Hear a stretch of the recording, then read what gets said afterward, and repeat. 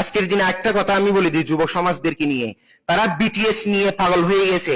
আমাদেরকে ইহুদি নাসারা আমাদের প্রকাশ্য শত্রু একটা, এটা মাথায় রাখবেন। এতগুলো আমাদের 72 দল কেন হয়েছে জানেন? শিয়া, মওদুদি, মুতাজিলা, জবরিয়া, কদরিয়া, লামাযাহাবি, আহলে হাদিস, আহলুল হক, এত দল হওয়ার কারণ কি? কারণ আমাদের প্রকাশ্য শত্রু ইহুদি নাসারা। নাউজুবিল্লাহ বলুন। এই ইহুদি নাসারা প্রতিদিন এমন একটা দিন নেই যে তারা মুসলমানকে বশ করার জন্য প্রোগ্রাম করতেছে না। তাদের এজেন্ডা তারা বাস্তবায়ন করবেই করবে। তারা আমাদের মুসলমানদেরকে ক্রয় করে করে করে লাল লাল ডলার দিয়ে দিয়ে মুসলমানের দ্বন্দ্ব সৃষ্টি করে দিয়েছে। কারণ তারা জানে, ইহুদিরা জানে মুসলমানরা সত্য, মুসলমানদের কোরআন সত্য, তাদের নবী সত্য, তাদের আল্লাহ এক আছে। কারণ সূর্য যিনি তুলেন এমন একজন জাত থাকবে, জাত। চন্দ্র যিনি তুলেন, তারা যিনি তুলেন, বৃষ্টি যিনি দেন, আসমান কুটি ছাড়া আসমান এমনি থাকে না, বড় একজন আল্লাহ আছে। তারা এটা মানে, কিন্তু তারা স্বীকার করে না।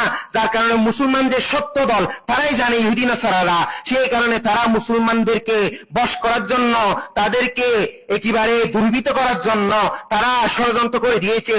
সেই ইহুদি নাসারা আমাদেরকে এক সময় জঙ্গির তকমা লাগিয়েছিল। আজকাল দিনে নাও ইট ইজ টুডে টুমরো, আমরা জঙ্গির তকমা লাগাতে না পারলেও তারা আরো বিভিন্ন রকমের আমাদেরকে ছড়িয়ে দিচ্ছে। কিছুদিন আগে পাবজি ফ্রি ফায়ার দিয়েছিল, টিকটক লাইকি দিয়েছিল, এখন দিয়ে দিয়েছে পপ তারকা বিটিএস। নাউজুবিল্লাহ। আজকে যুব সমস্যা তারা মেয়েদের মতো লিপস্টিক দিচ্ছে, কানে দুল পড়তেছে, কিরে তুই মেয়ে কেন? তখন হাদিসে পাকের সাথে মিলে যাচ্ছে সে জাহান্নামী, জাহান্নামী, জাহান্নামী। যে ছেলে সিল্কি কাপড় পরা হারাম ছেলেদের জন্য, সময় লাল হলুদ কাপড় পরা হারাম ছেলের জন্য, নিষেধ। ইজমা কি আছে? এটা তো হাদিসে নিষেধ। তো দেখেন বিটিএস দিয়েছে, বিটিএস পপ তারকা। ছেলেরা কি হয়ে গেছে জানেন? ছেলেরা মনে করতেছে এটা এত বড় অন্যায় কাজ না, কিন্তু তারা কি করতেছে জানেন? তারা এখন তো এআইও বের হয়েছে, আপনারা জানেন। এআই বলতে এটা যারা মোবাইল ইউজ করে তারা জানে। তারা ভালো কিছুর মধ্যে আমাদেরকে, শয়তান যেভাবে দেখেন, শয়তানের পদাঙ্ক অনুসরণ। তারা তো এক কথায় প্রকাশ্য শয়তান, ওটা বাতিনি শয়তান, আজাজিল, ইবলিস, খবিস, এটা বাতিনি শয়তান। আর ইহুদি নাসারা প্রকাশ্য শয়তান। ওদের জন্য গায়রিল মাগদুবি আলাইহিম ওয়ালাদ-দাল্লিন আল্লাহ আয়াত নাজিল করেছে। ইহুদি নাসারার উপর আল্লাহর আযাব ও গজব নিপীড়িত কিয়ামত পর্যন্ত পড়তে থাকবে। এই আয়াত তাদের জন্য। তো তারা ভালোর মাধ্যমে আমাদেরকে খারাপের দিকে এমন ভাবে ডুবিয়ে ফেলবে, আমরা সাগরে এমন ভাবে ডুবে যাব, আমাদের আর কুল কিনারা থাকবে না। তারা আমাদেরকে ভালোর মাধ্যমে খারাপ শিখাচ্ছে। যেমন কি আপনাকে কি করে জানেন? আপনাকে শয়তান ভালোর মাধ্যমে ধোঁকা দেয়, বলবে যে এই কাজটা করে ভালো হবে, কিন্তু শেষ পর্যায়ে ভালোর দিক দিয়ে শেষ যাবেন, সেই সময় শয়তান বলবে যে এটা করিও না, এটা এরকম যুক্তি লজিক দেখাবে আপনার মাথায়। শয়তান বলবে যুক্তিযুক্ত ভাবে এটা ভালো হবে না, মানে ভালো কাজটা বলবে ভালো হবে না, খারাপ কাজটা বলবে আপনাকে ভালো হবে, লজিক দেখাবে, আগে আপনাকে কিন্তু ভালো কর্ম করাবে। সেম দেখ ইহুদি নাসারা শয়তানের মতো, তারাও আগে দিয়েছে পাবজি ফ্রি ফায়ার খেলতে খেলতে ছেলেরা মসজিদ ভুলে গেছে, কোরআন ভুলে গেছে, মা বাপকে ভুলে গেছে, তারা তাদের জীবন ভুলে গেছে। তারা সেই সময় মারা গেলে জাহান্নামের গেটে গিয়ে মারা যাবে। তারা জাহান্নামে হবে অবশ্যই, কারণ তারা আযান শুনে না, তাদের কোনো ঈমান নেই, কারণ ঈমানের নূর নেই, তাদের কোনো কিছু নেই, দ্বীন ইসলামের সাথে তাদের সম্পৃক্ত নেই। এরপর এখন বিটিএস নিয়ে তারা পাগল হয়ে গিয়েছে। আমি বলতে বাধ্য হচ্ছি ওই কারণে যে কিয়ামত কায়েম হওয়ার সন্নিকট হয়ে গেছে। এই আযাব আসতেছে যে এত রকমের যুব সমস্যা, যে যুব সমাজের একখানা জিকির, একটা ইবাদত আজ জিবরাইল ইসলাম গণতে পারে না। বলতেছে হাদিসে পাকের মধ্যে বৃষ্টির ফুটা কতটুকু পড়ে জমিনের মধ্যে জিবরাইল ইসলাম গণতে পারে। আর একজন টকবকে রক্তওয়ালা যুবক নওজওয়ান যখন আল্লাহকে তাহাজ্জুদে সিজদা দেয়, ফরজ নামাজে সিজদা দেয়, ওই সিজদার সওয়াবগুলো জিবরাইল ইসলাম গণতে পারে না।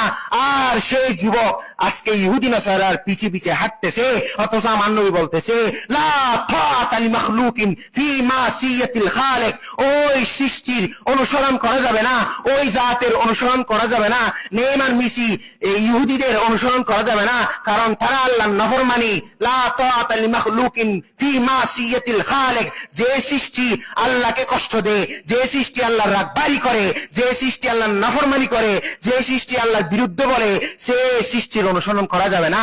আজকের মুসলমান ছেলেরা, আজকে মুসলমানের জন্ম, কিন্তু তারা মুসলমানের ঘরে জন্ম, কিন্তু তাদের কর্মকাণ্ড হয়ে গেছে ইহুদিদের মতো। জোরে বলেন না নাউজুবিল্লাহ।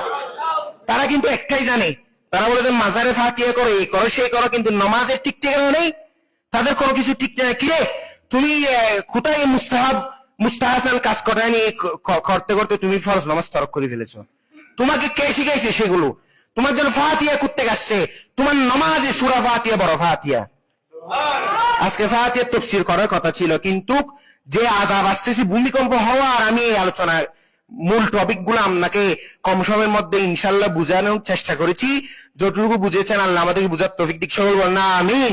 এগুলো শুদ্ধের জন্য যুব সমাজরা নামাজে আসেন বাবা, নামাজে চলে আসেন।